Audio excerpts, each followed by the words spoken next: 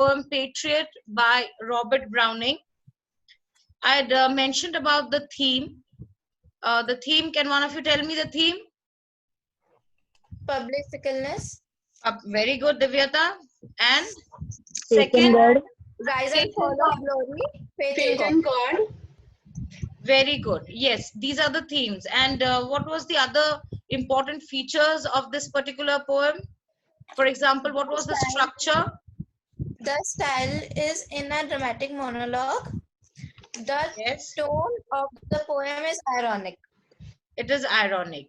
And dramatic monologue you just mentioned. Shravani mentioned it very clearly that about dramatic monologue. And I'm going to just share the screen with you again, where we had already done all this, but just a quick recap of what was done.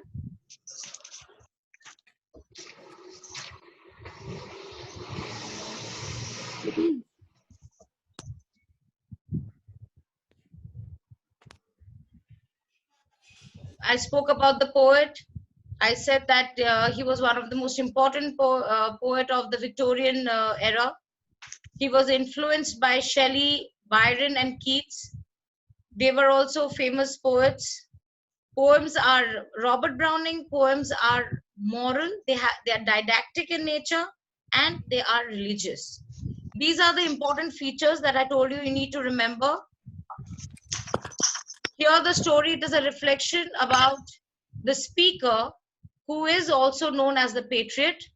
He tells us about the rapidity of how he is taken to the pinnacle of, people love him, and within a year's time, he is condemned as a traitor.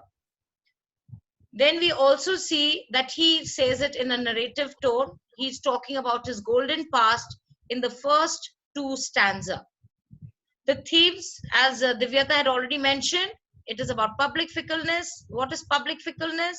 They are not absolutely permanent with their feelings towards a particular incident or particular person. In this case, they love the patriot a year ago, and within a year's time, they hate him. So the rise is when the people love him, public love him, and the fall is when public condemn him as a traitor. But this does not make the patriot lose faith in God. He still has faith in God. The tone is ironic. The style is dramatic monologue. Now, Shravani, you better pay attention to this. A poem in which an imagined speaker addresses a silent listener. And requesting children, please switch on your camera. You can mute yourself, but switch on the camera, please. So this is the dramatic monologue. There are certain features which is important: ambiguity in the poem, optimistic, philosophical ending, and there is an allusion that is reference to to a Greek mythological story. Moral of the poem: not to be too ambitious. This is the basic thing what we had discussed in the previous class. Then we went and we went to the next.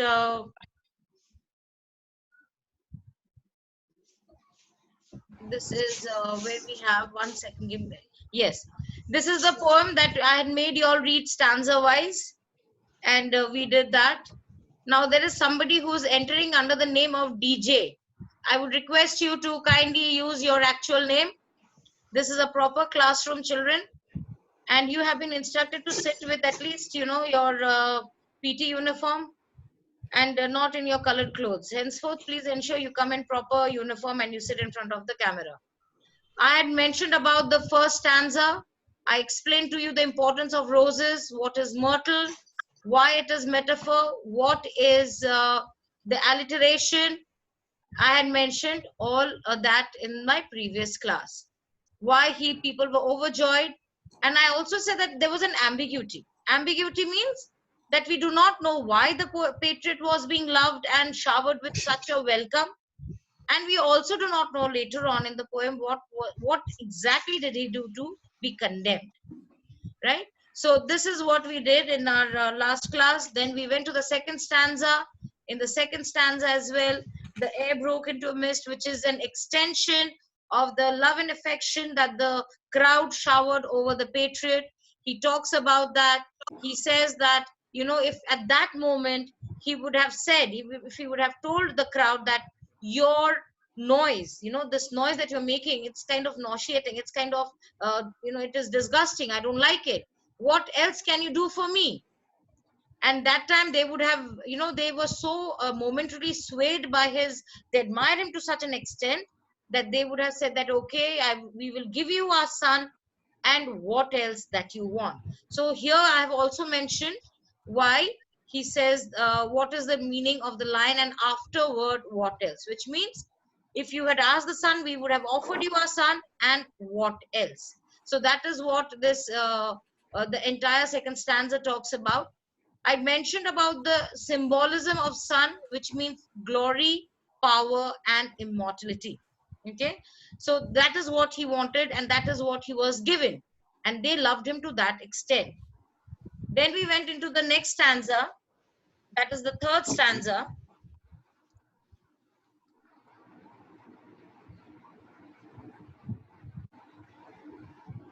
Just the third stanza, it talks about, you have your book with you? Yes, the third stanza, it talks about the present situation. He says the word, Mariam, which is the word that makes us realize that whatever he spoke was in the past, and now he's going to narrate something different. Unmute yourself first. Alack. Alack. This word, which means alas, it was I who leaped at the sun. This is an allusion. If you have a doubt regarding the allusion part of it, you can ask me. And allusion out here means a reference. Just like the way Icarus or Icarus, the way it is, you know, this mythological character, the Greek mythological character, the way he fell to his doom, that is exactly what he had done. Because Icarus was overambitious, he flew closer to the sun. He did not listen to his father's instruction, who had told him that you have to fly at a middle height, because the sea will dampen your wings, which was, you know, stuck with made out of wax, and if you go closer to the sun, it will melt. He wanted to rise high, so therefore, what happened was his wax melted, and he fell, and he drowned. He died. So similarly, our patriot too became overambitious within that 1 years of time, and that is what was the reason for him to be condemned. So this is just a little story. You do not, you don't have to write the entire story. You can just say that it is I who leaped at the sun. This particular line is a reference. Okay. Then we go to the next slide. This is where we had stopped in our last class. And now we go to the fourth stanza. There's nobody on the housetops now. This line tells us it is the present time, the present scenario. It is after 1 year, the present condition of the speaker or the patriot. Just a palsied few at the window set. Palsied. This is a kind of a disease. So there were nobody on the housetops now. And now you can see the antithesis. You can compare. Antithesis means comparison. The welcome that he received in the first two stanza, and immediately within a year's time, this is the scenario. This is how he is going through at the present condition. There is nobody on the housetop. Whereas what had happened in the first stanza, the housetops was crowded with people. People were thronging to see him. But here, housetops, nobody is there. Just a few people who are standing near the window. And who are these few? They can't move because they have a kind of a disease, that is palsied. They say it's a form of paralysis. Okay, so this is palsied few who are there. So where are the crowd? Where have they gone? The best sight is, for the best of the sight is all allowed at the Shambles Gate, because the entire crowd, they are all waiting near the Shambles Gate. Now, what is the Shambles Gate?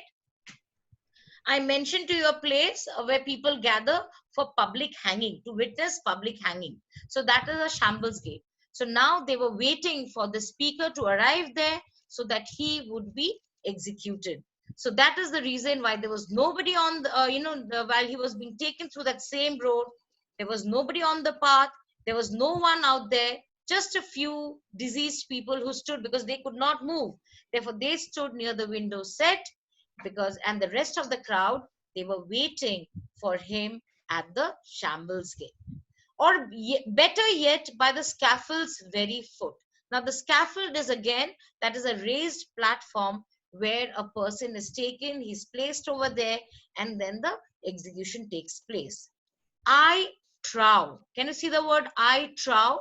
This trow means I believe. That is what he believes, that these people are waiting there to get a better view of my execution. Any question? If you have, you are most welcome to raise your hand and ask.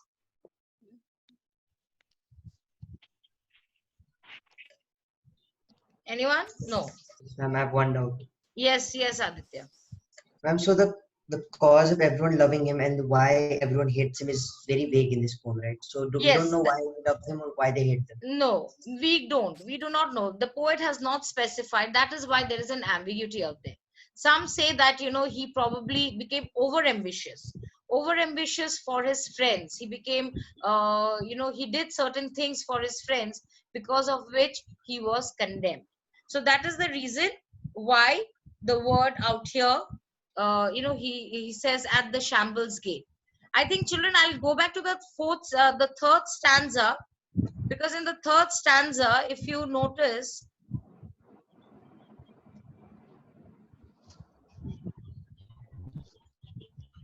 just in the third stanza, you see when he says the line, to give it to my loving friends to keep. If you have noticed that the third stanza says, to give it to my loving friends to keep. This line, he says that his actions might have caused the death of his close friends. This is the word might. Again, there is an ambiguity out here.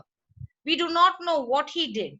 His action, whatever action he did, that was the reason for him to be overambitious, and that was the reason for, he did it for his friends, due to which he was now being condemned as a traitor.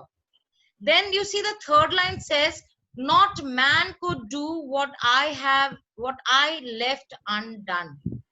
Now this particular line, it means that whatever, he did everything that was possible for him to do to bring victory to his country.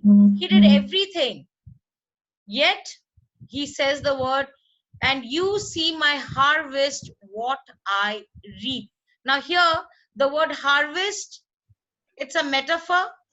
And the word harvest out here means, what is he trying to convey? He says the consequences, the harvest, the patriot's deed is the harvest, and the consequences, the result is what he is reaping now. Yeah. So one of you please mute your, yeah. So harvest is the patriot's deed. Consequences is the word he uses as reaping. So because he is making a vague comparison, therefore it is a metaphor. Is it clear now, Aditya? Any question? Okay. Ma'am? Yes? Ma'am, I didn't understand the meaning of scaffold's foot. Yes, I'll come to that. I'll come to that again. Now this line is clear to you all.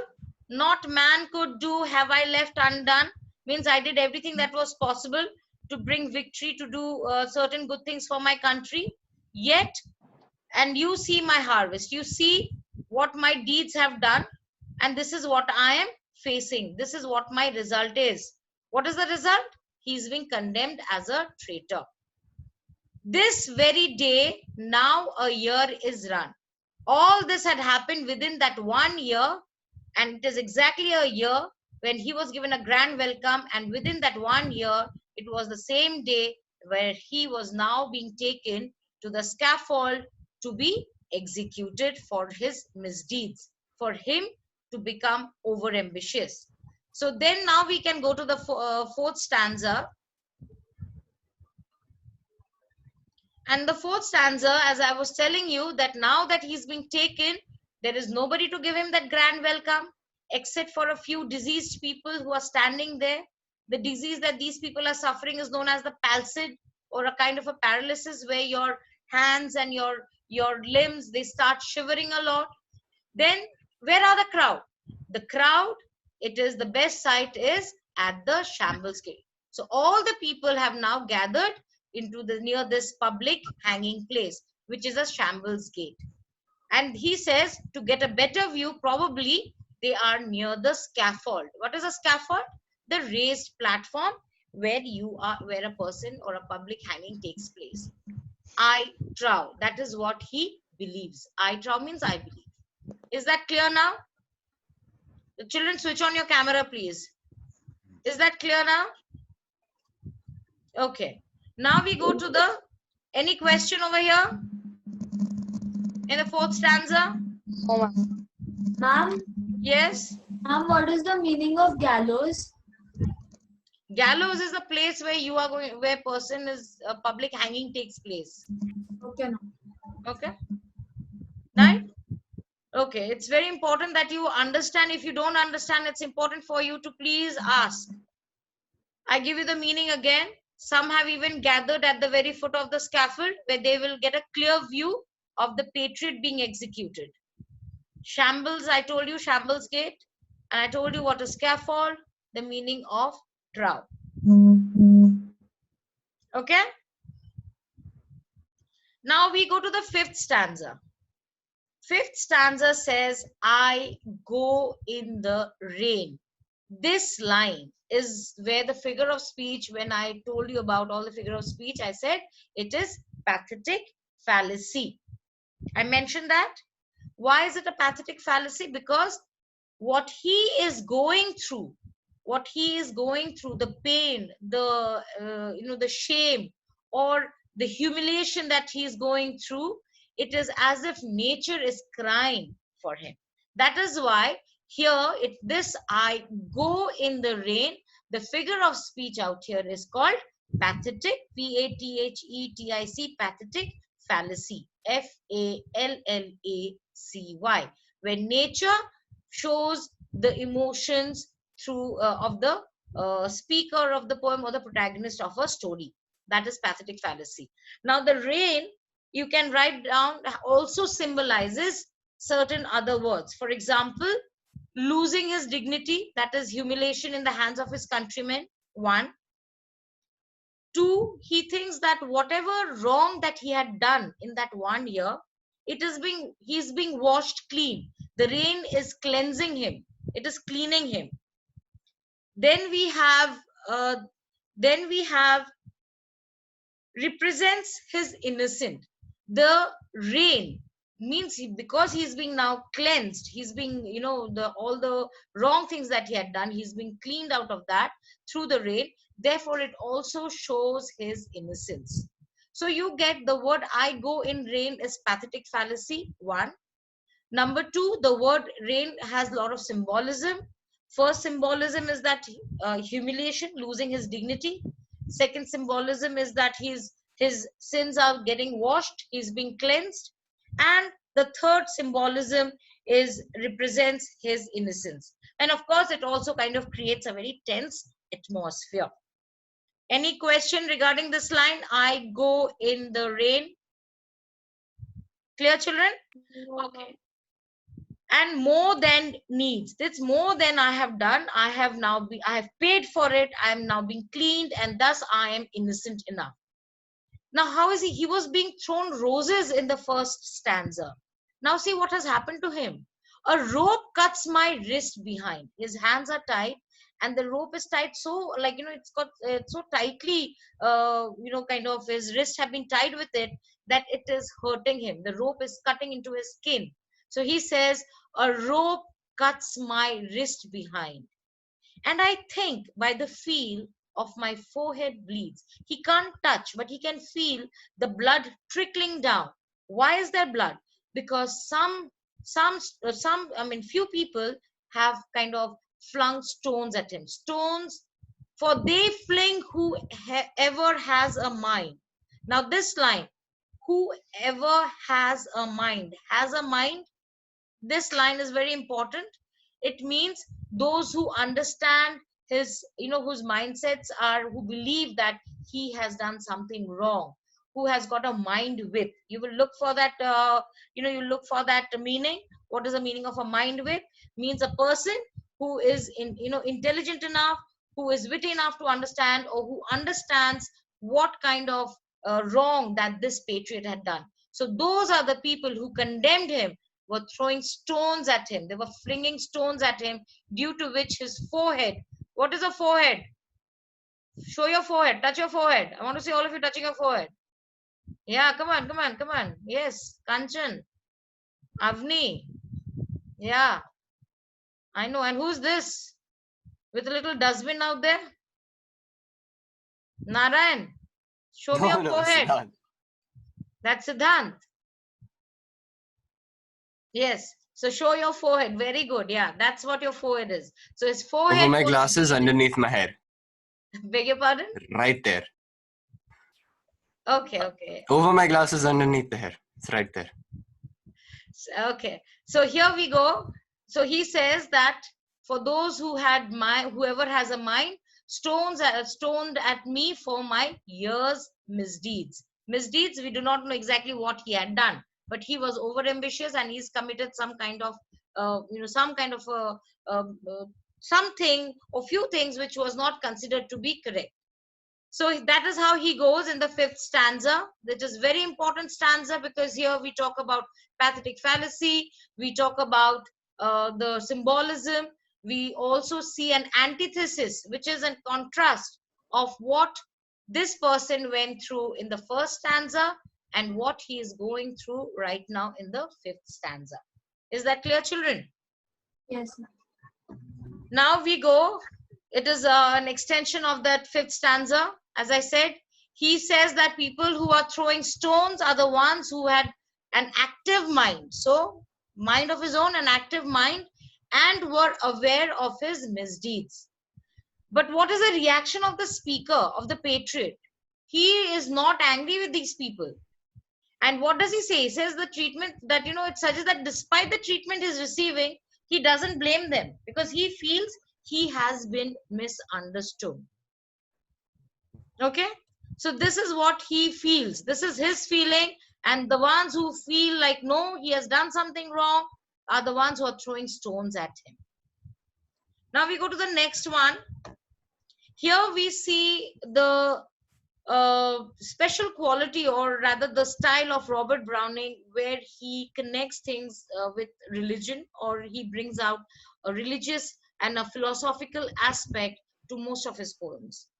Thus I entered and thus I go. This line means the way I was born and I am going to be, my birth and my death.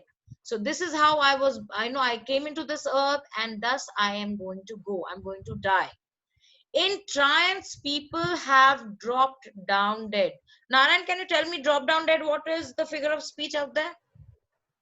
Answer. Yes, yes. None It's can. alliteration. It is alliteration. Why is it an alliteration?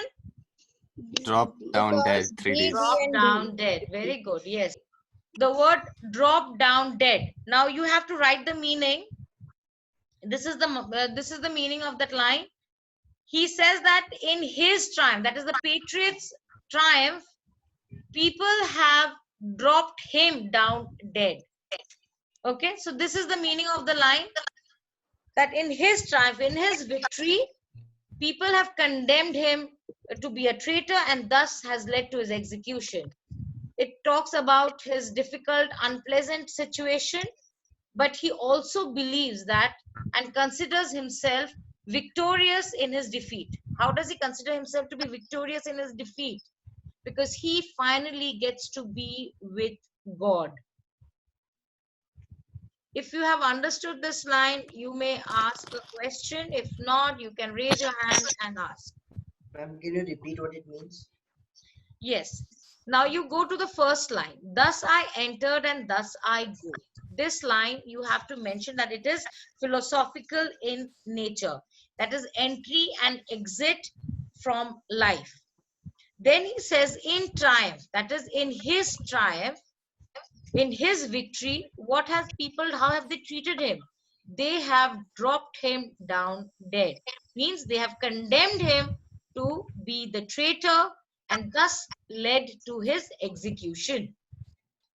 This also suggests that no matter what he did, whatever crime that he had committed, or whatever sins or the misdeeds that the is been spoken about, he feels that he has been punished enough, and he feels he's victorious in his defeat. Why? Because he is now going to die and he's going to be with God in heaven. Clear this line? Mm-hmm. Yes. Yes. If not, please ask. Raise your hand and ask, and please switch on your cameras. Piyush, Amatullah, Ayush, Sid, I've not seen you all. Ma'am, I cannot start my camera because I have really bad connection. Yes, ma'am. Me too. So you all have bad connection. Yes, ma'am. Like I cannot open in any class. Okay. And Akshat, Then I even cannot you hear have, you. Akshat also has a bad connection. No, ma'am. It's just that my room's not that good to be seen. Oh my God. Okay. Right. So, okay. That was like, kind of a breather. Okay. So this line is clear to you. In triumph, people have dropped down dead. Is it clear to you, this two line? You can also type and ask your question if you have. Fine. It seems like you have all understood, so I continue. In triumph, people have dropped down dead, which means that in triumph, in his triumph, people have condemned him, and that has led him to his death. However, he feels that he considers himself to be victorious, even though people have misunderstood him and they have condemned him, and he feels defeated because of his death, but he feels victorious. Why does he feel so? Because he says, I am going to be with God. So once he's there, this line, you will see it is in inverted comma. Paid by the world, what dost thou owe me? This line, he says that when he dies and he goes to heaven, God is going to ask him, God is going to tell him that, you have paid for your sins. You have already, somebody's mic is disturbing.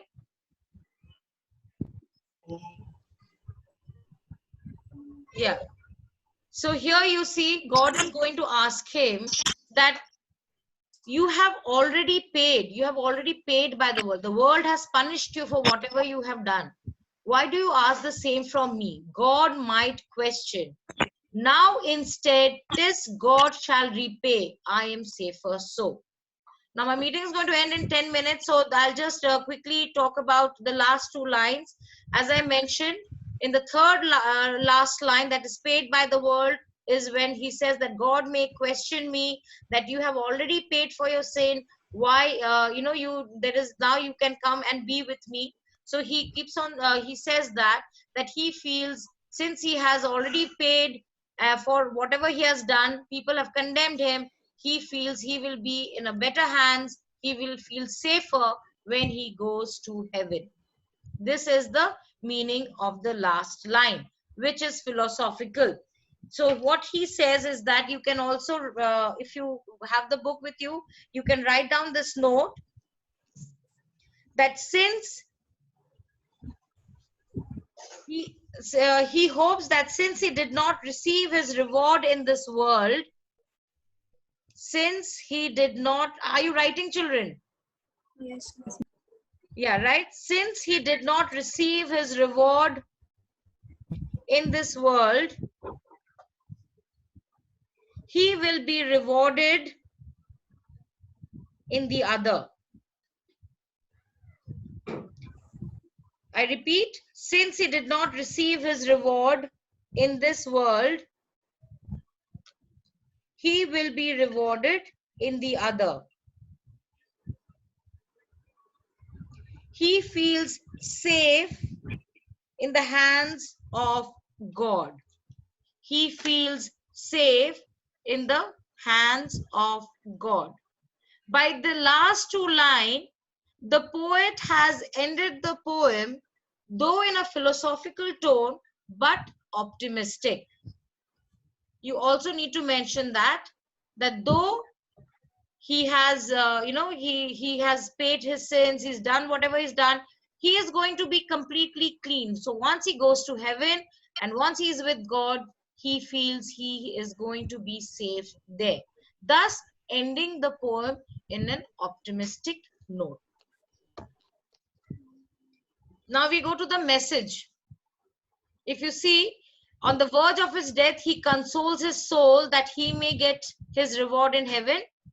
Though his people in this world have not, given him that respect, have condemned him, but he is going to be happy that he's going to die and he's going to go to heaven and he will be safe there.